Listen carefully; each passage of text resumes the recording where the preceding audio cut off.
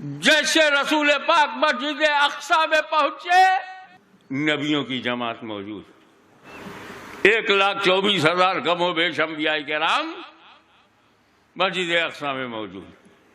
مسجد اقصی کو اندر جا کر میں نے 3 بار دیکھا، 500 آدمی اندر جماعت نہیں کر سکتے، 1.25 لاکھ جماعت ہو گئی، 500 کے کھڑے ہونے کی جگہ نہیں، 1.25 لاکھ۔ کا مطلب یہ ہے کہ ہماری جگہ اور ہے، نبی کی جگہ اور ہے، ہمارا جسم اور ہے، نبی کا جسم اور ہے۔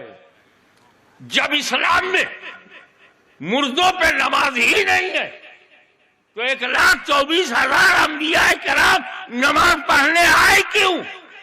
1.25 لاکھ کم و بیش 1.25 لاکھ انبیاء کرام کا نماز کی جماعت میں آ کر نماز پڑھنا دلیل ہے اب بھی زندہ ہے۔ جب نبیوں کی جماعت میں سارے نبی زندہ ہے تو ان نبیوں کا امام بھی زندہ ہے۔ تو بولو احمد رضا کی بولی میں، تو زندہ ہے واللہ، تو زندہ ہے واللہ، میری چشم عالم سے چھپ جانے والے۔ ہاں تو کسی کے سامنے سچ بول دیں وہ ناراض ہو جاتا ہے۔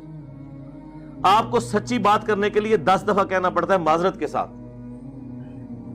ایک مسلمان کا یہ ایٹیچیوڈ ہونا چاہیے کہ اسے قرآن و سنت سے حوالہ دیتے ہوئے آپ کو معذرت کرنی پڑے تو اس کا مطلب ہے کہ وہ مسلمان نہیں ہے۔ ہندو کو آیت پیش کرتے ہوئے ہمیں نہیں کہنا پڑتا معذرت کے ساتھ، ہم کہتے ہیں ہمارے قرآن میں یہ لکھا ہوا ہے، کہتے ہیں نا۔ کسی آپ مسلمان کو کہہ سکتے ہیں میرے قرآن میں یہ لکھا ہوا ہے کہ نبی تم فرما دو کہ میں انسان ہونے میں تمہاری طرح ہی ہوں، مرتبے میں نہیں، سپیشی میں۔ وہ کہے گا ادھر آنا، اس میں وہ اتنے جذباتی ہوئے ہیں، باقیوں کو تو چھوڑ دیں، اتنا پڑھا لکھا بندہ۔ وہ کہتے ہیں نبی کو مردہ کہنے والوں مر جاؤ تم۔ وہ اس سے مراد یہ لے رہے ہیں کہ نبی علیہ السلام آخرت کی زندگی میں زندہ نہیں ہے۔ کسی کا یہ عقیدہ ہے تو یہ تو کسی کا بھی نہیں ہے، پھر وہ کس کو سنا رہے ہیں؟ ہر مسلمان کہتا ہے کہ نبی علیہ السلام اپنی قبر میں آخرت کی زندگی کے ساتھ زندہ ہے، جس میں نہ سانس ہے، نہ کھانا پینا ہے، نہ ٹوائلٹ ہے، اور وہ آخرت کی جنت کی زندگی ہے جو اس دنیا کی زندگی سے مختلف ہے۔ اور آج بھی اگر قبر رسول آپ کھودیں گے تو نبی علیہ السلام آپ کو وہاں نماز پڑھتے ہوئے نظر نہیں آئیں گے۔ یہ جو مسلم شریف کی حدیث ہے نا کہ حضرت موسیٰ علیہ السلام کو نماز پڑھتے ہوئے دیکھا، وہ سارا معاملہ برزخی ہے۔ وہ تو موسیٰ علیہ السلام کو بیت المقدس میں بھی دیکھا تھا، فزیکلی نہیں آئے ہوئے تھے، وہ ایک اور دنیا ہے، وہ وکھرا جہاں ہے، وہ ہے اصل وکھرا جہاں، برزخ، ان سین بیریئر۔ جیسے فرشتے ہمارے یہاں موجود ہیں، ہم دیکھ نہیں سکتے ان کو، اور فرشتوں کو یہاں ہونے کے لیے فزیکل جگہ کی بھی ضرورت نہیں ہے۔ مومن کی قبر جو ہے وہ 70 ہاتھ دائیں بائیں آگے پیچھے کھل جاتی ہے نا، مسلم کی حدیث ہے۔ ذرا یہ سارے دربار کھودے نا، مجھے دکھائیں 70 ہاتھ کھلی ہوئی ہیں، نہیں ہوں گی۔ وہ کہیں گے نہیں نہیں اے روحانی طور تے کھلی ہوندیاں نے، آئے ہو نا دار تلے ہون دیکھ رہے ہو۔ تو نبی علیہ السلام آخرت کی زندگی ساتھ ہے، تو وہ ڈاکٹر تعلق قادری صاحب کہتے ہیں مر جاؤ مردہ کہنے والوں۔ کہتے ہیں کیوں؟ وہ کہتے ہیں قرآن میں لکھا ہے کہ جو شہید ہے اسے مردہ مت کہو، وہ تو اللہ کے حضور زندہ ہے۔ سرکار اس طرح کا مردہ کون سا مسلمان نبی علیہ السلام کو کہتا ہے؟ اچھا اگر شہید زندہ ہے تو اس کی بیوہ نکاح کیوں کرتی ہے؟ حضرت جعفر طیار شہید ہوئے موتا کے اندر، ان کی بیوی اسما بنت امیس کے ساتھ حضرت ابوبکر صدیق نے شادی کر لی، اور جب حضرت ابوبکر کی ڈیتھ ہوئی تو ان کی اسی عورت کے ساتھ شادی کر لی حضرت علی نے۔ اسی لیے عبداللہ ابن جعفر اور محمد بن ابی بکر یہ حضرت علی کے حقیقی بیٹے نہیں ہیں، لیکن حقیقی بیٹوں کی طرح ان کی پرورش کی ہے مولا علی نے۔ شہید زندہ ہے تو بیوہ نکاح کیوں کرتی ہے؟ جس کا خاوند زندہ ہو وہ عورت اگر نکاح کہیں اور کر لے، نہیں جی وہ آخرت کی زندگی ہے، آئے ہو نا داڑ تھلے ہو۔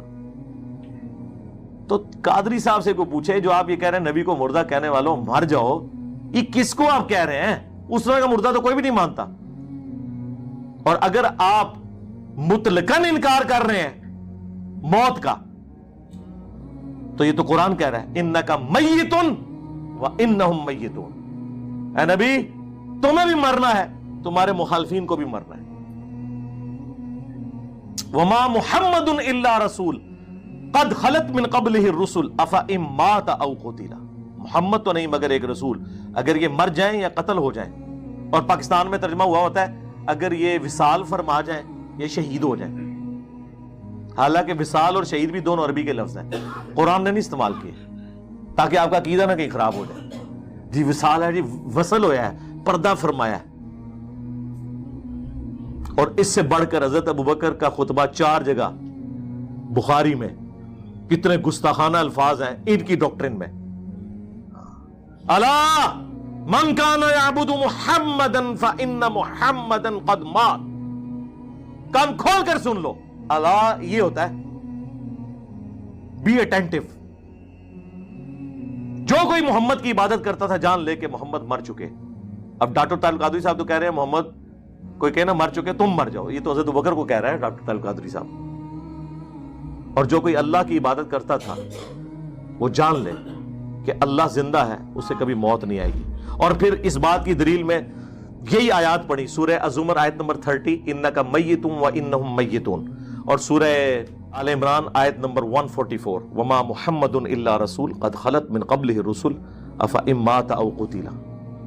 بخاری میں تو اتنا ہی ہے, حاکم میں تو سورۃ الانبیاء کی بھی وہ آیت پڑھی, انبیاء کرام کی متعلقاً موت سے متعلق تھی,